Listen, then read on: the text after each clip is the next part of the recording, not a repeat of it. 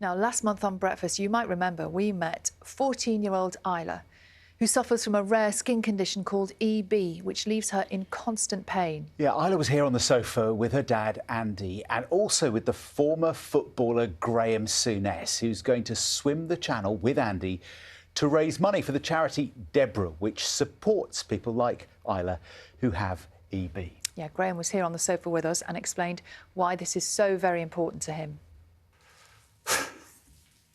Isla is the most unique human being I've ever met. And she does this to me every time. Oh. She's an inspiration to me, even at my age. I came across this disease 5 years ago. I went to dinner in London. There was a young lady there who was a sufferer, and her name was Maguire from Birmingham. And then I got in touch with DEBRA Scotland because I thought England would be taken care of. And then we became mates, didn't we? Mm-hmm. And, you know, Football does its bit for charity. You know, players are much maligned, much criticised, but football does its bit. And throughout my life, I've had the good fortune to spend time with people who have not been very well. But I knew nothing about this disease. You know, this disease it's the cruelest. Excuse me. I knew this would happen. It's the cruelest, nastiest disease out there that I know of. And, you know, for someone so young to be so brave and, you know, and Isla's aware of the impact this has on her mum and dad, and she helps them. This is a very special young lady you're in the company of. It was such a powerful moment, wasn't it? Seeing somebody who's so tough, like Graeme, so moved by Isla's story. Yeah, talk about tough. She is tough. She has no choice. Well, our reporter John Maguire has spent the day with Isla and her family. Take a look. Imagine spending all day, every day, in pain. How are you feeling today? Not too great. I've got a bit of a sore eye. Is that something that happens fairly often? Yeah, it happens about once a month, maybe a couple of times more. It's just a bit annoying. When it does happen. Did you say it woke you up last night? Yeah. Yeah, it woke me up a couple of times last night. And is there anything you can do about it? No, just let it happen. Do you have pain anywhere else, or? I always have a bit of pain everywhere, but today's not too bad. 14-year-old Isla has a rare degenerative condition called epidermolysis bullosa, EB. It attacks organs and development, but especially the skin. Her body, her arms and legs are permanently bandaged to protect her. Beneath is basically one huge open wound. She does whatever she can to try to distract her from the constant pain and discomfort. I'm just tracing this at the moment and then I'll be able to colour it in. And is this one of your favourite things to do? Yeah. What do you enjoy about it? I just enjoy that it's quite nice and peaceful.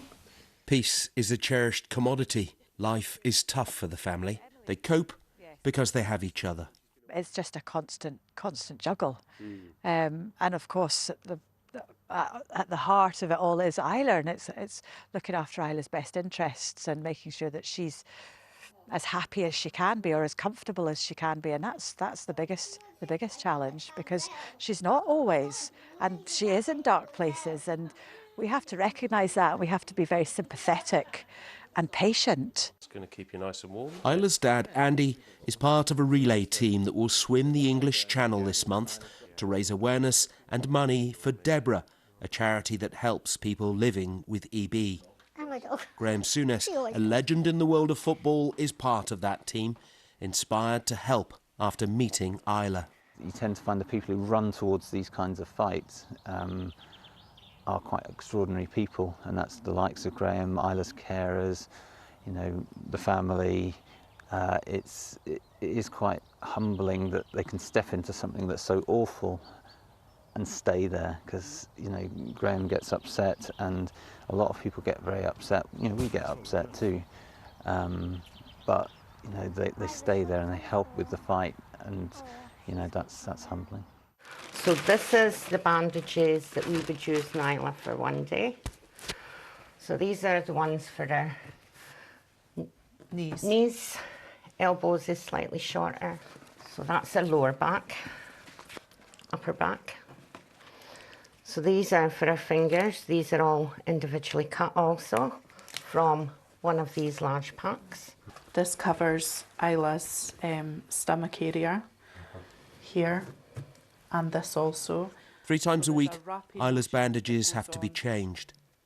Her carers, Jean and Linda, show me what's involved in a process that can take up to 5 hours.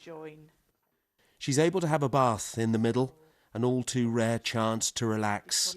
But removing, then replacing her bandages is incredibly painful, difficult and upsetting. And there's nothing that compares that I've seen in over 25 years. What do you think, Linda? Same with me, in over 30 years, I've not seen anything as painful as this condition. It's horrendous. She is very brave. She's just remarkable. She's, you know. It's nothing we could say could exaggerate it, because that's how bad it is. You know, it's relentless. It's horrific at times for her. Not for us, but it's about getting her through that maybe 4 hours to try and make it as smooth from bandages coming off to getting them back on. And the best part is getting her into bed with a glass of milk, and that's when you know she's going to have a bit of peace for the night, I think. You know that she'll sleep because she's just had another dose of medication. It takes a special person to do this, but their motivation comes from Isla herself. I enjoy working with her, really enjoy. She's great, she's funny, witty, really clever. She can put us in our place, which is really important, you know, like, and it's a really lovely working relationship to get, you know, even through, we're getting her through a really difficult time. It's like even if I go to put something on and she'll say, Linda, is that, you've been doing this long enough, is that not the wrong one? Sorry. You know, I've made a mistake, well, try not to do it again, you know. So she'll come out with things like that. 3 times a day she takes her medication, painkillers and drugs to try to reduce the inflammation and the constant itchiness.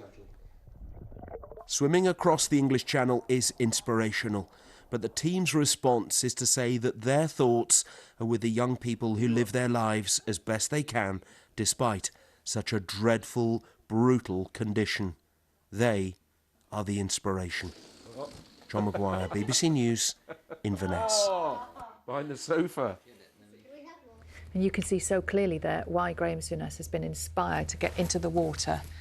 He's going to be swimming the channel for DEBRA, the national charity which supports people living with EB like Isla. You can support Graeme's swim. There's an online page. It's Give As You Live, I think, and then look for DEBRA, DEBRA, and donations there. Now over 600,000. That's gone up several tens of thousands just this morning, hasn't it? Yeah, and Amazing. good luck to Graeme, who is continuing in his training. So we're very much thinking of all that hard work he's putting in, and I know we're going to be following him all the way. And Isla too, for just sharing her story with the cameras. She's and brilliant. She really is. She's an amazing, amazing young lady.